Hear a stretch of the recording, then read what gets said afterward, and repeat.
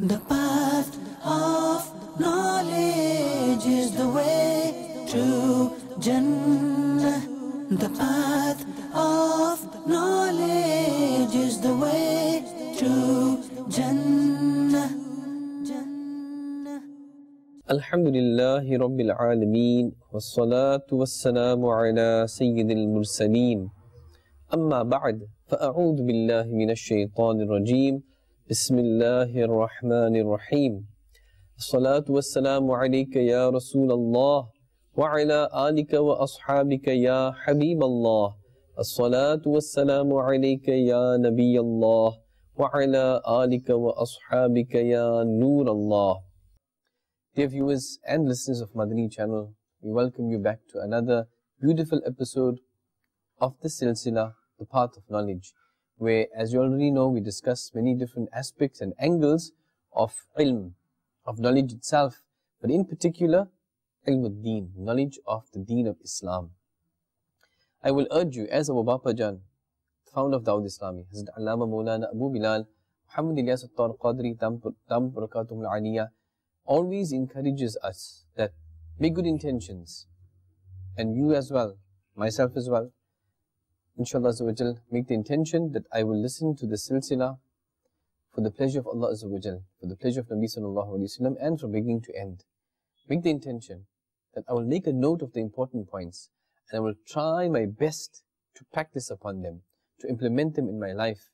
And furthermore, make the intention I will try to teach others, I will transfer this knowledge to others, whether it's my parents, or my spouse, or my children, my siblings, or other Muslims in my society.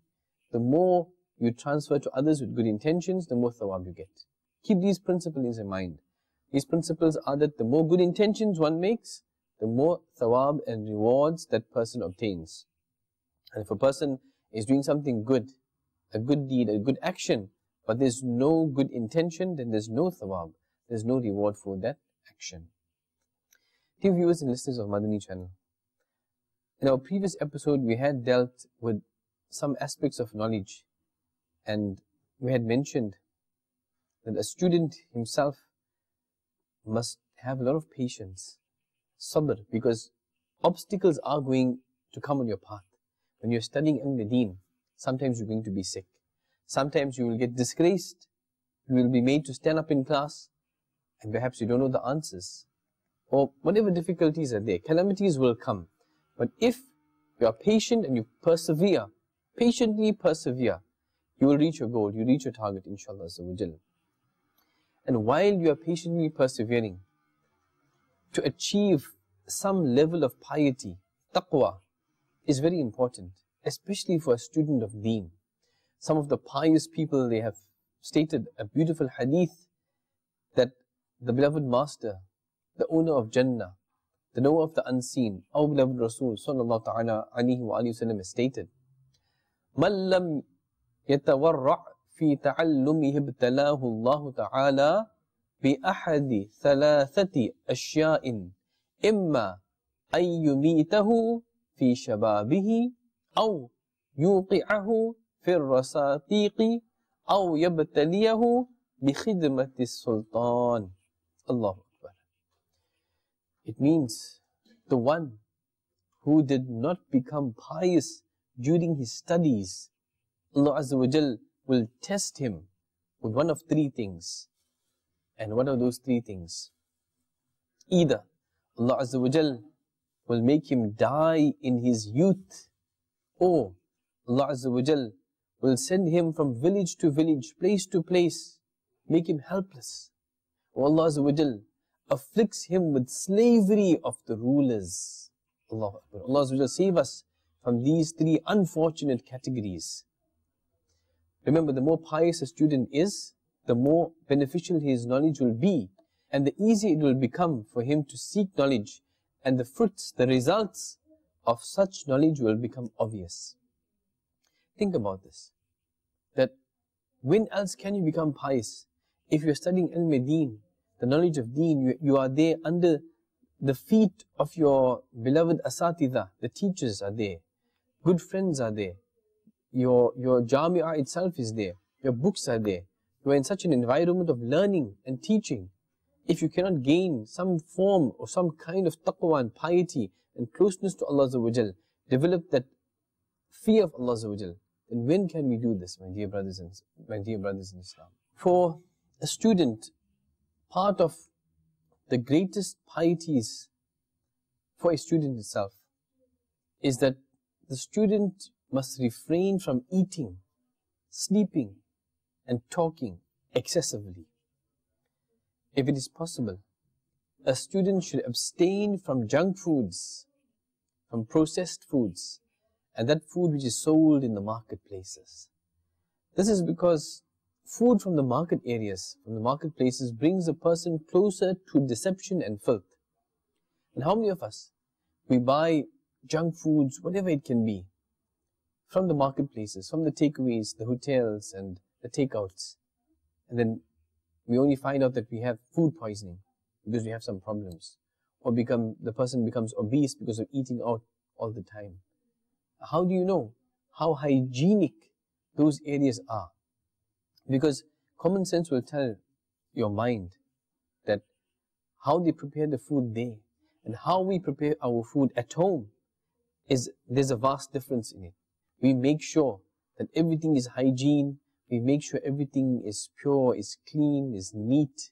But in a business, in a takeout, they don't have the same kind of consciousness, even if everything seems hygienic.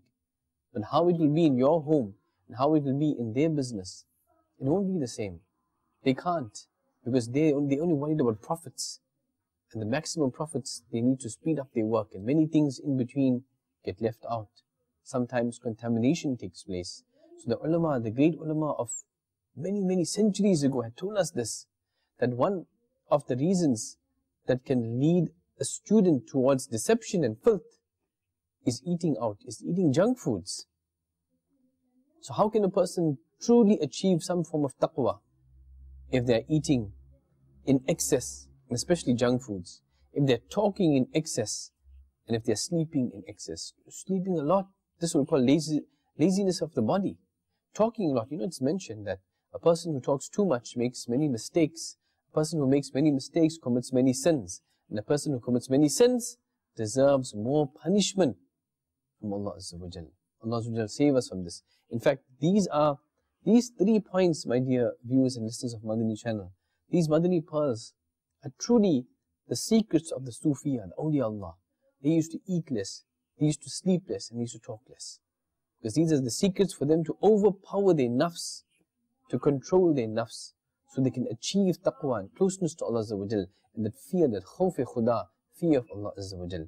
So we must tread on their path, follow their footsteps. Inshallah, we'll get somewhere, inshallah Azza wa Jal. Sallu ala al-Habib, sallallahu ta'ala ala Muhammad, sallallahu alayhi wa sallam. See, as food takes one closer to deception and filth, it also, we're talking about junk foods, as it takes one closer towards filth and deceptions, it also takes one away and further away from the dhikr of Allah Azza wa Jal, the remembrance of Allah Azza wa Jal. Because the poor and the destitute people, they look at the food which is sold in the marketplaces, and because they cannot buy this kind of food, because of their poverty, they become disheartened. Therefore, blessings are removed from that food. Ulama Ikram have told us. We also know another very famous narration. The best of places on the face of this earth are the masajid, the masjids. And the worst of places are the marketplaces. Now, dear viewers and listeners of Madani Channel, ask yourself, I must ask myself also, that where do I find myself mostly? Okay, Islamic sisters, for them, the best of places for them will be in their house, in the privacy of their home, where the ghayr maharim cannot see them. But for you as an Islamic brother who is out there, ask yourself, where do I find myself? In the best of places or in the worst of places? To what am I attracted towards? Am I happy to be in the masjid? Maximum time where I would like to spend, in the masjid or in the marketplaces? Something to think about. Furthermore, it is narrated that Imam Jalil, Sayyidina Muhammad bin Fadl, rahmatullah ta'ala alayhi, he did not even eat from the marketplaces during his studies. His father used to stay in the village, and he would prepare food for his son, and bring it every Friday. Now one day, his father came home, prepared with the food, and he saw some bread lying there that was coming from the marketplace. As soon as his father saw it, he became furious, he became angry, and he didn't talk to his son. Sayyidina Muhammad bin Fadl rahmatullah ta'ala alayhi, he explained, "Oh my dear father, I did not buy this bread. Actually, a friend brought this bread for me from the marketplace without my permission." And his father scolded him actually when he heard this. What did his father say?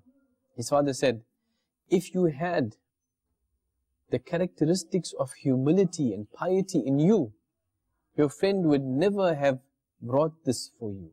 He would never have dared to bring this for you."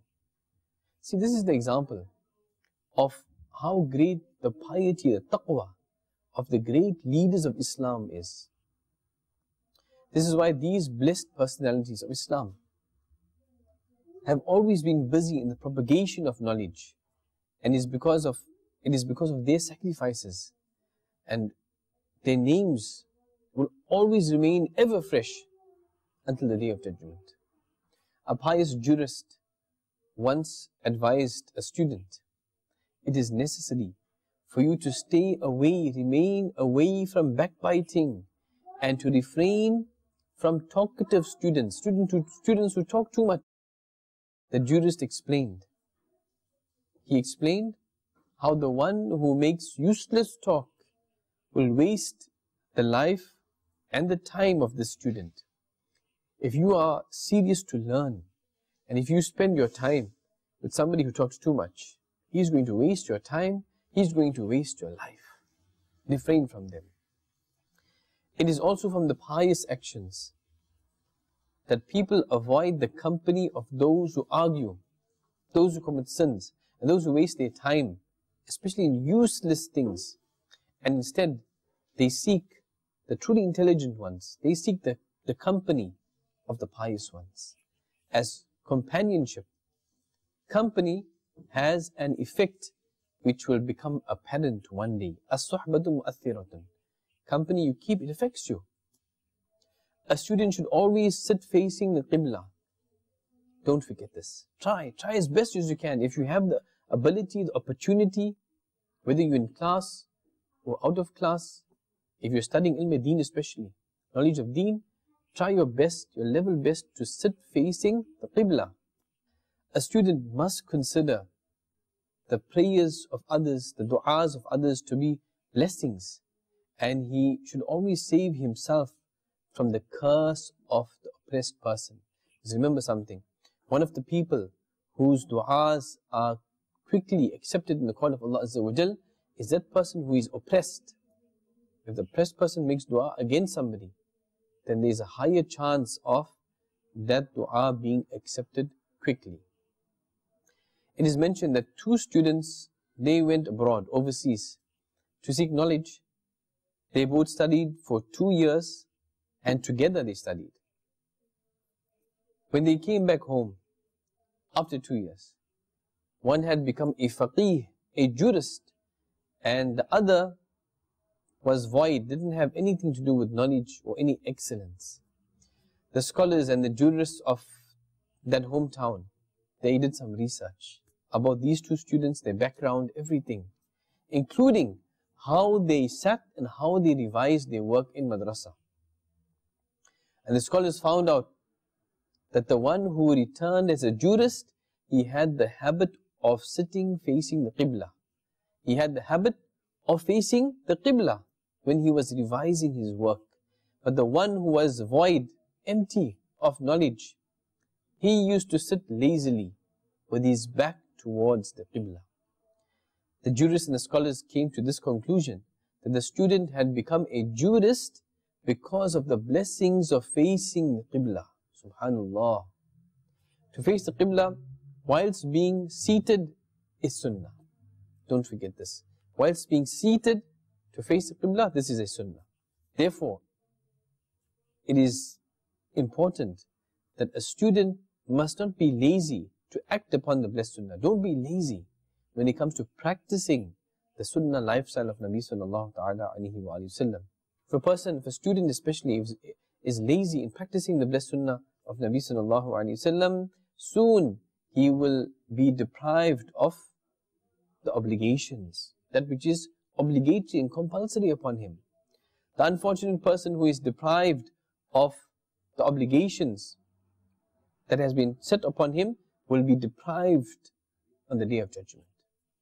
A student should punctually perform the nafil salah, the optional salahs, and should always take into consideration the fear and the devotion that should be with a person when he is performing salah, because these things will prove to be very helpful in his seeking of knowledge.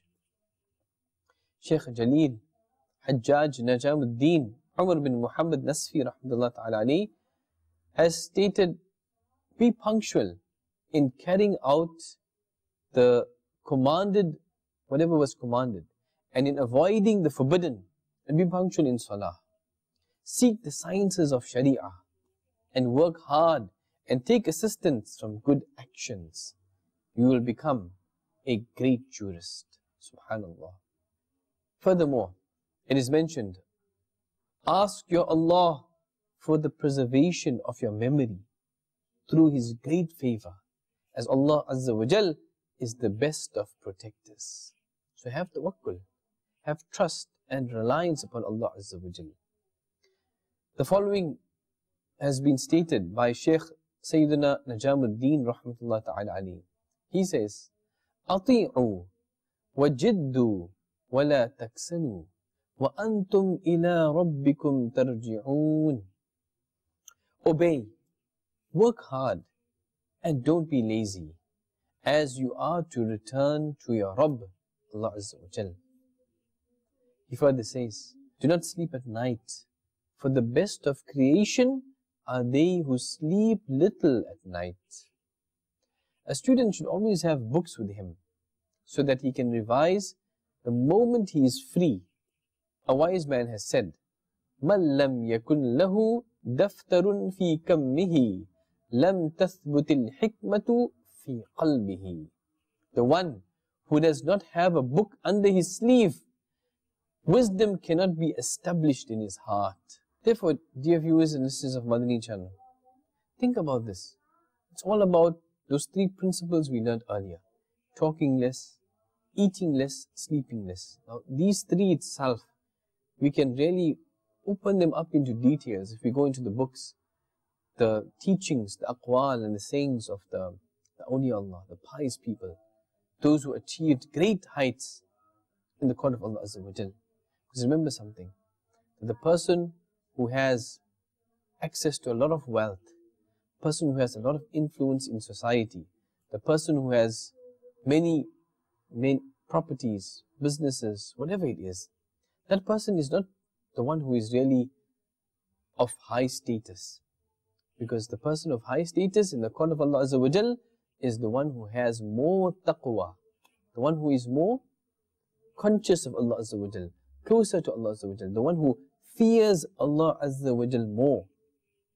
And today our theme is about this, that if you want to achieve success, if you want to really benefit from your knowledge, then piety is necessary. As we mentioned in the beginning, that a student who doesn't become pious while he is studying and he leaves from there, then many things bad and negative can happen to him or her.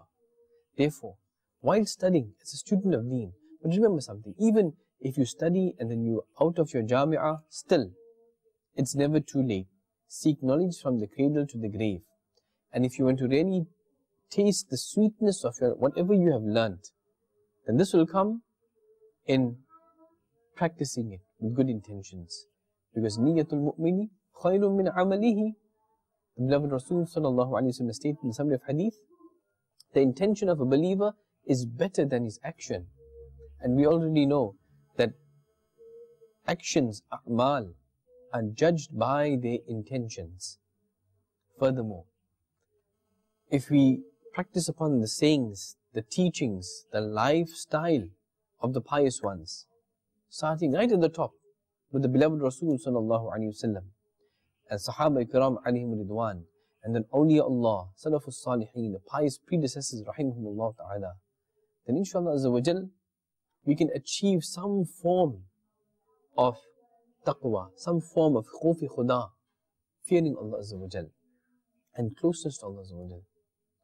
Somebody had mentioned in a Madani Mudhakara to Bapa Jan, that how do we develop khawfi khuda? How do we develop this taqwa of fearing Allah azza wa jal? Because this is part of taqwa also. This is part of piety, to fear Allah azza wa jal. And Bapa Jan, Amir Ahl Sunnat Damad Barakatuhum Al-Aliyah, had mentioned that be in the company of the khaifeen, of those who fear Allah azza wa jal. Be in the company of these kind of people. But indeed, in today's era, the age of fitna, the age of mischief and corruption, where do you find them? Very less. They are almost extinct, in fact. But Bapa Jan had said, join the mahawal, the environment of Dawat Islami. Inshallah azza wa jal, you will find some people there. So alhamdulillah azza wa jal, Dawat Islami International is that movement that is providing these facilities, is providing these services, providing the platform where we are able to educate ourselves, empower ourselves with righteous ilm-e-deen, with good, authentic ilm-e-deen. So, and also getting the motivation, the encouragement to practice upon it. Whether you are traveling on Madani Qafila, or you are attending the weekly Ijtima of Dawat Islami in your area, or you're practicing, you're doing amal and you're practicing upon the Madani Amat and just filling it out. And so many other things, the Balighan classes, the classes for adults, men, adults, females, they have their own classes. So like this, Madrasatul Madinah is there, even online.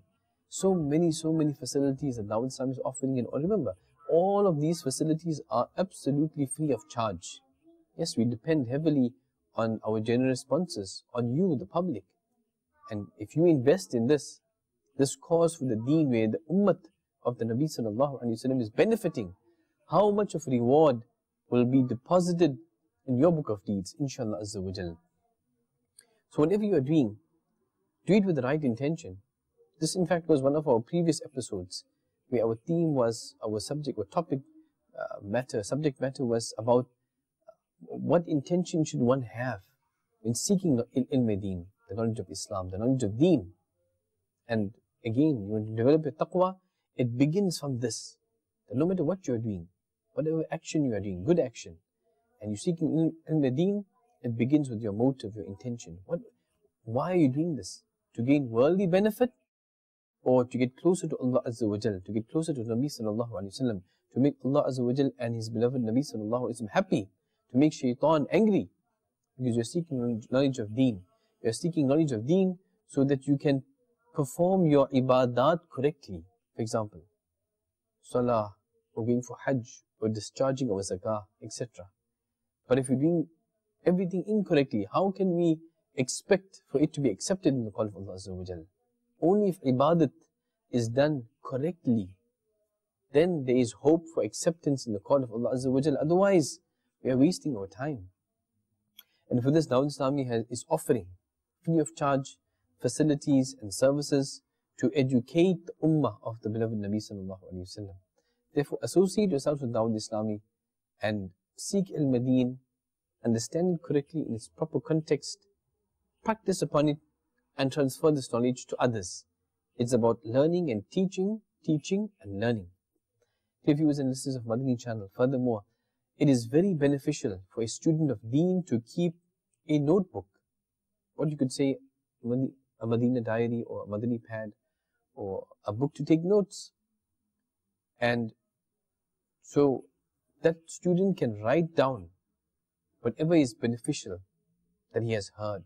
So always keep writing material with you, a pen and paper. In those days they used to have ink pots, but in today's time, obviously we have pens, pencils, we have these kind of writing material. Pads are there and notebooks are there. So always keep this with you as a student of deen, so you can write down Madani pearls of the ulama, of Bapa Jan, of your teachers, your asatidha as well. I will narrate to you, this was mentioned in our previous episode, but it fits here. Sayyidina Hilal bin Yasir radiallahu anhu, he said that I saw Nabi sallallahu alayhi wasallam, he was teaching knowledge and wisdom to the Sahaba Ikram alayhim ridwan. So I requested, Ya Rasulullah sallallahu alayhi wasallam, teach me whatever you taught the Sahaba alayhim ridwan. And the beloved Nabi sallallahu alayhi wasallam asked, do you have an ink pot with you? You could say in today's time, a pen with you, pen and paper. Sayyidina Hilal radiallahu anhu replied, I don't have any with me. Nabi sallallahu alayhi wasallam stated, O Hilal bin Yasir, do not separate the ink pot from yourself, because the ink pot and the one who has an ink pot, they both are good until the day of judgment. Subhanallah. As they say, capture ilm by writing it down, and ink is the best memory. So dear viewers and listeners of Madani Channel, these are the few Madani pearls that our ulama Ikram have taught us. Our Baba Jan teaches us, and the Asatidha are teaching us. Therefore, I would encourage you, associate yourself with this environment of Dawat Islami. Travel with the Madani Qafilas. Don't forget to fill and act upon your Madani Na'amat booklet. Don't forget to attend the weekly Ijtima'at of Dawat Islami. Visit our website, dawatislami.net, and join us next time, inshallah Azza wa Jal, on this amazing episode, this amazing silsila, the path of knowledge. Sallu ala al-Habib, sallallahu ta'ala ala Muhammad, sallallahu alayhi wa sallam. The path of knowledge is the way to Jannah. The path